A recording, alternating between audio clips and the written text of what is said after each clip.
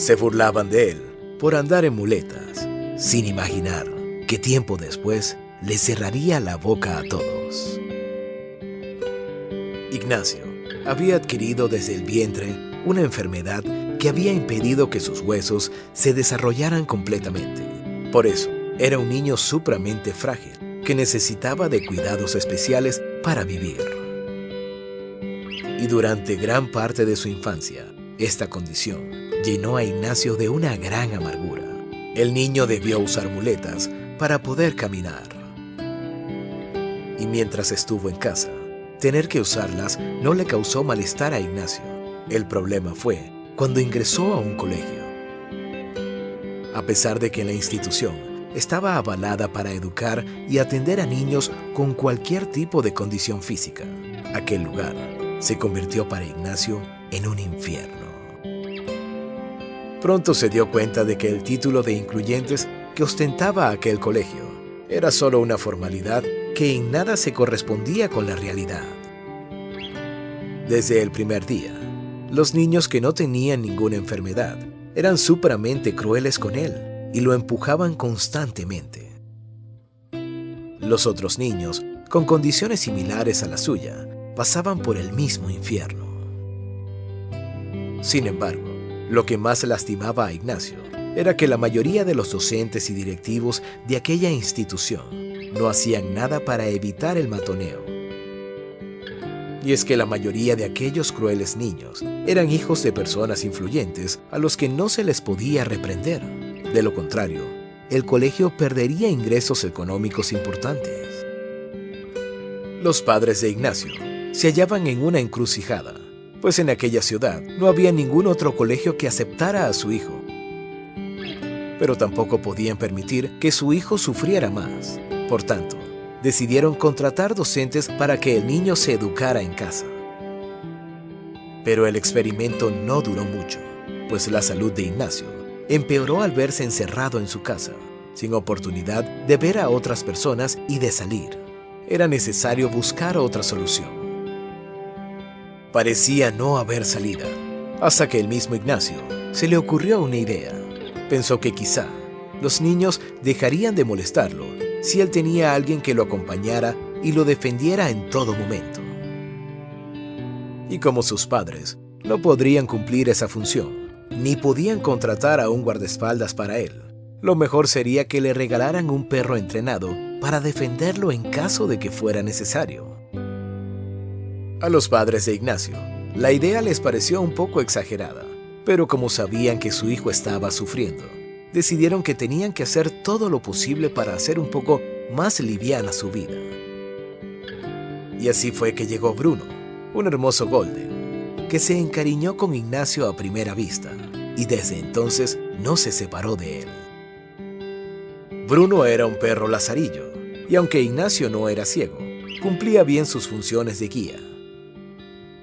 No había sido entrenado para defensa, pero adoraba tanto a su pequeño amo, que al primer intento de un desconocido de acercarse al niño, este se ponía en estado de alerta, listo para atacar si era necesario.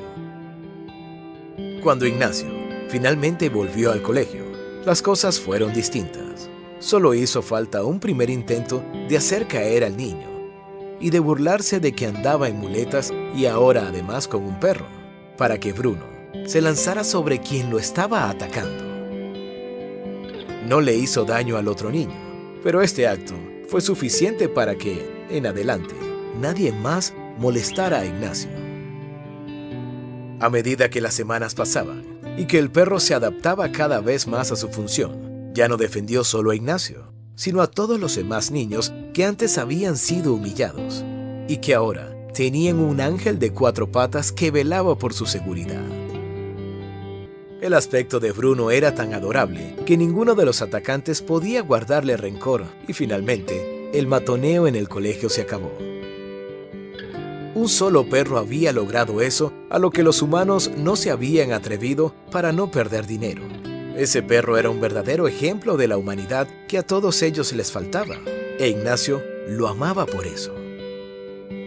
Solo entonces, cuando Ignacio se supo realmente protegido, fue que él empezó a sonreír más a menudo y a dejar atrás los días sombríos en los que no quería hablar con nadie y renegaba de la situación que le había tocado vivir. Bruno le había enseñado a amar y a querer vivir la vida tal como le había sido entregada, pues comprendió que allí, donde estuviera y en la situación que fuere, podría ayudar a alguien más a salir adelante a pesar de las dificultades. Desde el momento en el que Ignacio decidió poner su existencia al servicio de los demás, su vida cambió.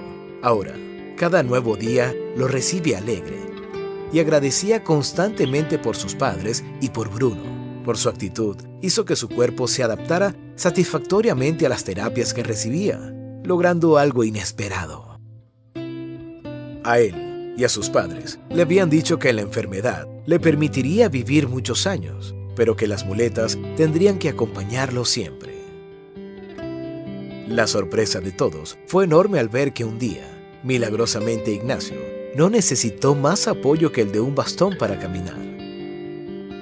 Ese día, supo que su milagro había sido en realidad Bruno, que había llenado su corazón de amor y de armonía. Ahora todo se veía reflejado en su salud.